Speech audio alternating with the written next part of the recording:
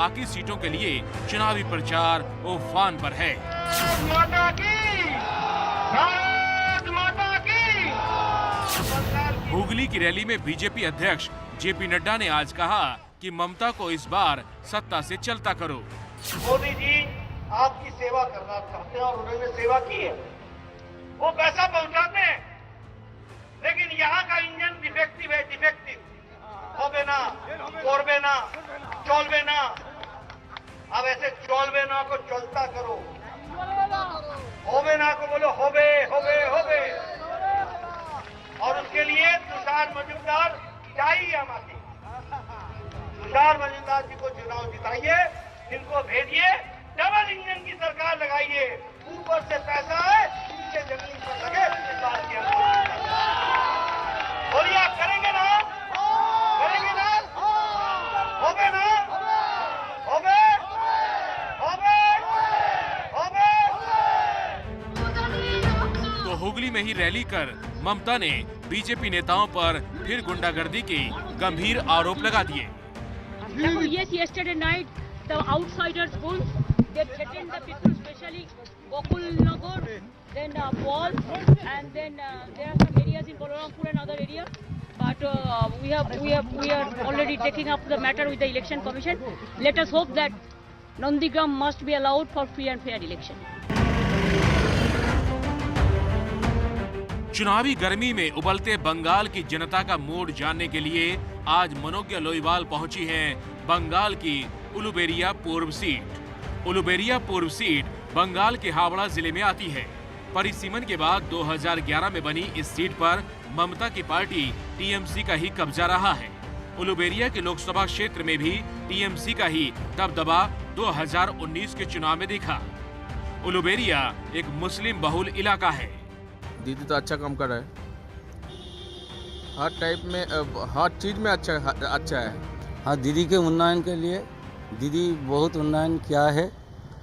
हर आदमी चाहता है तृतीय बार आने के लिए, बहुत अच्छा है। अभी आप वोट देने जाएंगे तो क्या सोच के वोट देंगे? जो देश का अच्छा करेगा उसको ही हम वोट देंगे। यानी उलुबेरिया सीट के लोग तैयार हैं अपने अपने मुद्दों पर मतदान करने के लिए। तो शुरू करते हैं कौन बनेगा मुख्यमंत्री में आज की बहस।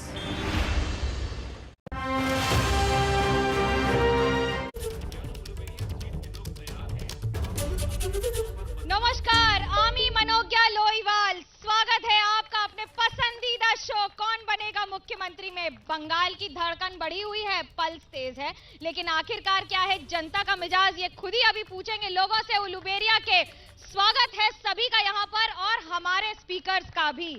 बीजेपी से हमारे साथ हैं उलुबेरिया सीट के उम्मीदवार प्रत्युष मंडल साहब, मानव जायसवाल हैं तृणमूल कांग्रेस से, प्रवक्ता हैं पार्टी के, और आईएसएफ से हैं आबिद हसन साहब। तो हो रहा है क्या बंगाल में, इसी से शुरुआत कर लेते हैं। मुख्यमंत्री ममता बनर्जी ने अपनी अंतिम स्पीच नंदीग्राम में पहले, यानी कि जैसे ही उन्होंने अपना अंतिम बयान दिया एज उम्मीदवार, उन्होंने कह दिया कि मेरा गोत्र शांडिल्य है। अब इस पर ट्वीट कर दिया असदुद्दीन ओवैसी ने और पूछ लिया कि जिनका गोत्र नहीं है उनका क्या होगा। शुरू करते हैं प्रत्युष मंडल के साथ कि जिनका गोत्र नहीं है उनका क्या होगा, यही तो सवाल है।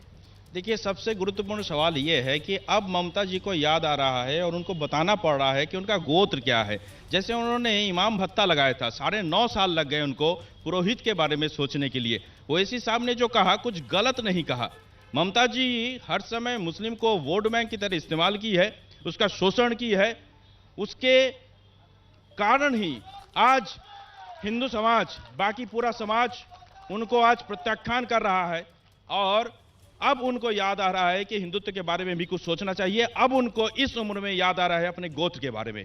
गोत्र किसे ये कहें कि सॉफ्ट हिंदुत्व है, अब वोट बैंक पॉलिटिक्स में दोनों तरफ से फंस रहे हैं क्या मानव जायसवाल जी? सभी को मेरा नमस्कार, यहाँ पे उलबेरिया की जनता को मेरा नमस्कार। और सबसे अद्भुत चीज़ है, मैं आ रहा था उलबेरिया, जय बांग्ला जय बांग्ला जय बांग्ला जय बांग्ला। बहरहाल आज बहुत अच्छा चीज़ मुझे सुनने को मिला। जितने दिनों से हम बोल रहे थे कि कोई एक बी पार्टी है, बीजेपी की कोई बी पार्टी है, यहाँ पे देखा गया प्रत्युष जी ने बहुत अच्छे से एक्नॉलेज किया कि ओवैसी साहब ओवैसी साहब ठीक ही बोल रहे हैं, ये प्रत्युष साहब का अपना खुद का एक विश्लेषण है ओवैसी साहब के लिए। और जहां तक दूसरी बात है, जहां तक दीदी का गोत्र का बात किया जा रहा है, दीदी ने गोत्र बताया है, वो ब्राह्मण जन्म से हैं। हमारे देश की व्यवस्था ऐसी है कि आप ब्राह्मण जन्म से हो सकते हैं, कर्म से ब्राह्मण नहीं हो सकते। और वो दीदी तो चेंज करेगी नहीं। लेकिन एक बात यहाँ जानकारी होने की जरूरत है कि जिस कॉन्स्टिट्यूंसी में वो जाके लड़ रही हैं, वहां पे जिन्होंने उनके उंगलियां पकड़ के चलना सीखा, जिन्होंने उनकी उंगलियां पकड़ के राज को सेवा करने के बदले राज करना सीखा, उन्होंने दीदी को बेगम बताया। इनके जो प्रधान सेवक हैं, इनके जो बहुत बड़े कार्यकर्ता हैं, स्टार प्रचारक हैं, वो जाके बोलते हैं कि कोई हिजाब पहनती है तो कभी मुसलमानों के लिए ये है। इनको ये पता नहीं कि कोरोना काल में जिस महिला ने पंडितों के लिए, पुजारियों के लिए खाते खुलवाए, ये उनका जिक्र नहीं करेंगे। तो किसका जिक्र करेंगे? आईएसएफ से पूछ लेते हैं, उम्मीदवार हैं यहाँ आप। लेकिन जब आप बात कर रहे हैं इन सारे प्रश्नों की, तो क्या हम ये कहें कि अब ये सारे मुद्दे सिर्फ इसी के बीच में रह गए हैं? देखिए ममता गवर्नमेंट जब से बनी है वो ब्राह्मणवादी पॉलिटिक्स कर रही है। पहले इमाम भाता, फिर पुरोहित भाता, फिर with in the Muslims she is creating divide. Like she has created, उन्होंने राजवंशी मुस्लिम्स के लिए एक बैकवर्ड क्लास डिपार्टमेंट बनाया है। तो जो बाकी बंगाली मुस्लिम है, बहुत सारा अदर सेक्ट्स है, जैसे मेरा सेक्ट, मेरा कम्युनिटी शेरशाह, हम लोग भी पिछड़ा हुआ मुस्लिम है। We are central OBC, so we are not getting anything. So Mamata Banerjee's game is over. She is going to give a walkover to Meenakshi Mukherjee Nandigram. That is why. Suvendu Adhikari लड़ाई में ही नहीं है आपके अनुसार? No. Shubhendu Adhikari is not in the ladai because Shubhendu Adhikari पहले गए नंदीग्राम। आपने देखे कितने पोस्टर लगे हैं सीपीएम के, टीएमसी के और बीजेपी के? देखे? सुन लीजिए, शुभेंदु अधिकारी पहले जब टीएमसी में थे तब तोहा चाचा के साथ उन्होंने सबे बारात किया। मैं नंदीग्राम से ही आ रही हूँ। सबसे कम अगर पोस्टर, झंडे और लोग हैं तो आप ही की रैली में हैं। वो सुन लीजिए ना, सुन लीजिए, सुनाइए। सुन लीजिए, शुभेंदु अधिकारी पहले मुस्लिम का दोस्त बना, फिर उन्होंने उसी मुस्लिम को पाकिस्तानी भी कह दिया। पाकिस्तानी कह दिया। अब भारत में पाकिस्तान के आधार पे बंगाल में चुनाव होंगे। देखिए यही तो शिक्षा है बीजेपी वालों की। उनके जो हमारे जो प्रधानमंत्री हैं, जब वो बांग्लादेश जाते हैं, उनको पता नहीं होता है कि बांग्लादेश कैसे बना था। पाकिस्तान के 2 टुकड़े हुए थे, तब जाके बांग्लादेश बना था। लेकिन जो इनका जो कीवर्ड है, जो मिनी पाकिस्तान, ये प्रधानमंत्री ने कल अपने भाषण में नहीं दिया बांग्लादेश जाके, क्योंकि उनको लग गया कि भैया हम बोलेंगे यहाँ पाकिस्तान तो उल्टा हो जाएगा। और सबसे बड़ी बात यह है कि भाई जो शिक्षा उलुबेरिया में आपको बताओ भाई, आप भी तो 10 साल से जिस पर पॉलिटिक्स कर रहे थे, अब टेंपल रन कर रही है टीएमसी भी, ये क्यों भूल जा रहे हैं? देखिए नंदीग्राम में बहुत सारी मंदिरें हैं और दीदी जब वहां पहुंची हैं तो लोगों का इतना प्यार। सिर्फ दीदी नहीं, आपके सारे मंत्री संतरी सब सारे मंदिर घूम लिए। इतने मंदिर बंगाल में थे, आपको पता था? 100% पता था भाई। हम दक्षिणेश्वर, कालीघाट और हम लोग वहां के मंदिरों से होके आते हैं। आज आपको पता होना चाहिए कि जो हमारी मुख्यमंत्री है वो कालीघाट की महिला हैं। जिस तरीके से उन्होंने कालीघाट के बारे में बहुत कुछ किया, वहां के स्टॉल्स बनाए। दक्षिणेश्वर काली जाके देखिए, स्काई स्क्रैपर बना है। बेलूर मठ देखिए। सबसे बड़ी बात और सबसे सुंदर बात बंगाल की यह है कि हम हर धर्म को समान मानते हैं। ये प्रॉब्लम बीजेपी की है। अब दीदी ने उनको सैंडल आप बता दीजिए, कहीं गोत्र की बात है, कहीं मंदिर घूमने की बात है। कभी मंदिर जा रहे हैं तो कभी ये सारे सवाल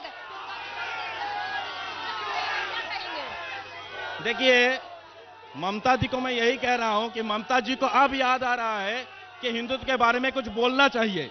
उनको अब मंदिर की याद आ रही है। अब तक वो सर पे दुपट्टा लगा के रहती थी, अब उनको याद आ रहा है कि शिव मंदिर में हाथ जोड़ना चाहिए। ये 9.5 साल का जो बेवकूफ बना के रखे हैं, जो मूर्ख समझे हैं हम लोग को, इसका इंच में जवाब मिलेगा। और उलुबेरिया 1.5 साल पहले इस उलुबेरिया को सारे बंगाल ने देखा था और सारे भारत ने देखा था उलुबेरिया को, जहां सीए और एनआरसी के विरोध में यही आपका एनएच हाई रोड है, जहां पे बसें जलती हैं, ट्रेनों पे पत्थर फेंके जाते हैं, उसकी लाइन। आप हिंदू मुस्लिम पर चुनाव लड़े तो ठीक है, लेकिन बीजेपी की जगह अगर टीएमसी मंदिर चली जाए तो गलत है। नहीं, मैं कह रहा हूं कि उनको 9.5 साल बाद ये क्यों याद आ रहा है? ये याद आता, शुरू से याद आता। हम तो जन्म से पहले से कह रहे हैं राम मंदिर होना चाहिए, हम तो जन्म से पहले से कह रहे हैं 370 धारा होनी चाहिए, हम तो जन्म से पहले से कह रहे हैं एक ही आइन होनी चाहिए, लेकिन उनको आज 9.5 साल बाद क्यों पुरोहित भाता की याद? आपको अब क्यों याद आई 9.5 साल बाद? नहीं, ये भ्रमित लोग हैं, इनको दिखता नहीं है। अब इनको ये नहीं दिखता है कि दक्षिणेश्वर काली में जो स्काई स्क्रैपर बना है वो तो आज बना नहीं होगा, उसको समय लगा होगा। अब इनके पास जादू की छड़ी है, वो जादू की छड़ी ऐसी है कि इन्होंने 2 करोड़ रोजगार देने की बात करी और करोड़ों रोजगार ले गए। अब इनकी दूसरी जादू की छड़ी ऐसी है कि इन्होंने लोगों को बोला कि भैया हम आपको आत्मनिर्भर बनाएंगे, इन्होंने देश की आत्मा को ही बेच दिया। अब आपको पीरजादा साहब को चुनाव की ऐसी ललक पड़ी कि फुरफुरा शरीफ छोड़कर चुनाव के मैदान में उतर गए। तब क्या मुस्लिम और हिंदू के बनाम वोट नहीं हो रहे बंगाल में? हाँ, पीरजादा अब्बास सिद्दीकी जब भी इंटरव्यू दिए हैं बोले हैं कि he is an Indian first, वो बंगाली है। Mamata Banerjee has communalised Joy Bangla by using Hindu Bengali nationalism. This is why Pirzada Abbas Siddiqui is fighting for Bengali. कौन किसके लिए लड़ रहा है, इसके लिए सीधा चलेंगे अभी जनता के पास। रुकते एक छोटे से ब्रेक के लिए। आप देखते रहिए कौन बनेगा मुख्यमंत्री, जारी है बंगाल से। आप देखते रहिए एबीपी न्यूज। स्वागत है आपका कौन बनेगा मुख्यमंत्री में। तालियों की गड़गड़ाहट के साथ आपको बता दें कि अब शुरू हो रही है सवालों की झड़ी। क्या सवाल है आपका? मेरा सवाल टीएमसी से है। बंगाल की जो नौजवान है उसका रोजगार कहाँ? आज से 2 साल पहले अतुल मिस्त्री मारा गया, जो एमए था, जो बीएड किए थे, उसको नौकरी नहीं मिली। वो एसएससी में पास किया, उससे घूस मांगा गया। क्यों बंगाल के नौजवान क्यों आज के बेरोजगार है? क्यों बेरोजगार रहेंगे? जब हम बीजेपी से पूछ रहे हैं, साल में 2 करोड़ नौकरी दे रहे थे, तो उस 2 करोड़ से आप लोग क्यों नहीं दिया? इसका जवाब आप दो। 2 करोड़ मेरा क्वेश्चन है बीजेपी से। बीजेपी बोल रहा है जो डबल इंजन आएगा, तो यूपी बिहार उसमें भी तो डबल इंजन हो रहा है, तो क्या हुआ डबल इंजन करके? बंगाल में बीजेपी लीडर को हम लोग सिर्फ इलेक्शन के समय देख रहे हैं। अम्फान गए, घूरनी गए और फोनी गए, जो भी हुआ उन्होंने नहीं आया। सिर्फ इलेक्शन के लिए क्यों बाहर से आदमी यहाँ पर हुआ? सिर्फ इलेक्शन के लिए क्यों? ममता बनर्जी के मुकाबले जो बंगाल में कोई बीजेपी नेता है नहीं क्या विदेश बाहर से ले जा रहा है? बंगाल में दुर्गा पूजा के विसर्जन के लिए पाजी देखना जरूरत है या फिर कोर्ट में जाना जरूरत है? मैं टीएमसी से पूछना चाहता हूँ। मेरा सवाल दोनों से, मतलब 7 साल से बीजेपी सेंट्रल में गवर्नमेंट में और 10 साल में बंगाल से, तो जो मुद्दा हो रहा है ना इलेक्शन का, तो जात पात का हो रहा है। वो लोग बोल रहा है कि हिंदुत्व में खतरे में, ये लोग बोला मुसलमान खतरे में, तो काम का मुद्दा नहीं बोल रहा है कोई। मुद्दा कौन सी पार्टी का होगा? मेरा बात है सीए के बाद उलूबेड़िया प्लेटफॉर्म जो जलाया है, उनको टीएमसी का सरकार क्यों नहीं अरेस्ट किया है? मेरा सवाल ये है, जो उलूबेड़िया पूर्वो का मुद्दा है, यहाँ का जो हॉस्पिटल है उसमें क्या इंसान का ट्रीटमेंट होता है या फिर पशु का चिकित्सा होता है? ये टीएमसी से मेरा सवाल है। रुक रहे एक छोटे से ब्रेक के लिए। इन सारे सवालों के जवाब लेंगे नेताओं से। आप देखते रहिए एबीपी न्यूज। स्वागत है आपका कौन बनेगा मुख्यमंत्री में। अब बात असम की। असम में कल दूसरे दौर का मतदान है और तीसरे दौर का प्रचार जोरों पर है। लेकिन आपको बताएंगे एक खास सीट की बात। इस सीट पर भोजपुरी गायिका ने हंगामा मचा दिया है। नाम है कल्पना, और सुनिए क्या कर रही हैं वो असम में। कल्पना की सीट पर चुनाव तीसरे फेज में है और कल्पना विधायक बनने के लिए धूप में खूब पसीना बहा रही हैं। एबीपी न्यूज की रिपोर्टर प्रतिमा मिश्रा ने कल्पना से बात की। तो मुझे ये खुशी होगी कि मैं जिस वजह से राजनीति में आई हूँ, वो वजह एक तरह से मुझे वो प्लेटफॉर्म मिलेगा कि मैं प्रमाणित करके दिखाऊं, वो परिवर्तन में दिखाऊं। लेकिन बहुत दुख की बात है कि अभी भी कांग्रेस, परसों मैंने सुना प्रियंका गांधी जी आ रही है, और इस क्षेत्र में विधायक जो है वो कांग्रेस की है, बीजेपी की नहीं है, ना तो एजीपी की है। लेकिन वो प्रियंका जी अभी क्यों आ रही है? प्रियंका जी को तो 5 साल पहले आना चाहिए था और अपने विधायक को कान पकड़ के बोलना चाहिए था कि तुम अच्छा से काम करो, हमारी दल की बदनामी हो रही है। तो अब वो कौन सी मुंह लेके आ रही है, जनता को ये समझना जरूरी है।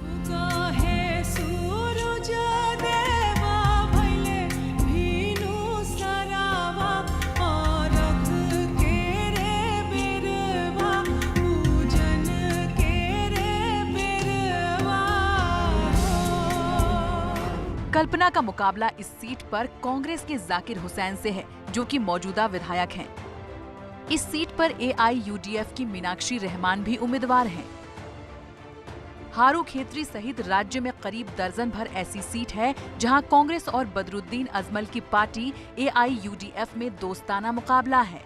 इस क्षेत्र में करीब 60% मुस्लिम मतदाता हैं और कल्पना को उम्मीद है कि 2 मुस्लिमों की लड़ाई में उनकी राह आसान है। प्रचार में कल्पना खुद को बारपेटा की बेटी बताती हैं। इलाके के विकास को कल्पना मुद्दा बताते हुए भोजपुरी में कहती हैं कि उनके लिए जतरा अच्छा है। रिस्पांस बहुत अच्छा है। यहाँ पे कैसा है कि 2 अलग समाज है। मैंने जो बोला कि माइनॉरिटी इलाका एक अलग है और यहाँ पे हमारे जो सनातनी जो धर्म के हमारे लोग हैं, तो ये जो इलाका है ये तो सचेत है ही। इनको भी ये मन में, और भारतीय जनता पार्टी ने खासकर ये एक उजागर किया है पिछले कई सालों में कि जो आपका जो अपनी भाषा है, अपनी संस्कृति है, अपनी सभ्यता है, उसको हमेशा आगे रखना है। ये भाव को उजागर किया है और उसी के साथ साथ मुझे लगता है यहाँ इस तरफ की जनता हमारे साथ ही है। वैसे कल्पना का हिट गीत भी जतरा वाला ही है।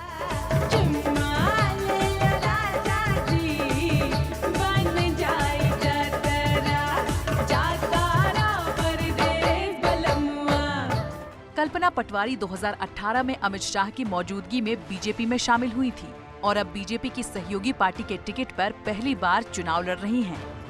भोजपुरी के फिल्मी गीतों के साथ ही असम की रहने वाली कल्पना भोजपुरी की पारंपरिक और भक्ति गीतों को भी बखूबी गाती हैं।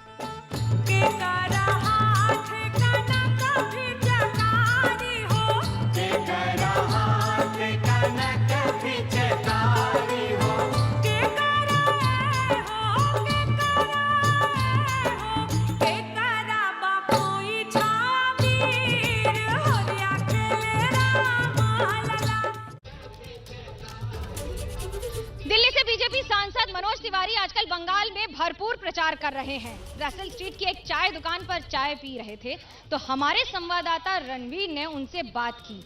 सुनिए क्या कहा उन्होंने बंगाल में और बंगाल के प्रचार के लिए। गर्मी बहुत है और ये कलकत्ता में आप चाय पी रहे हैं, भगवा कुर्ता, मोदी जी के स्टाइल का कुर्ता। इस चुनाव में बहुत संदेश आपके इस पहनावे में भी है।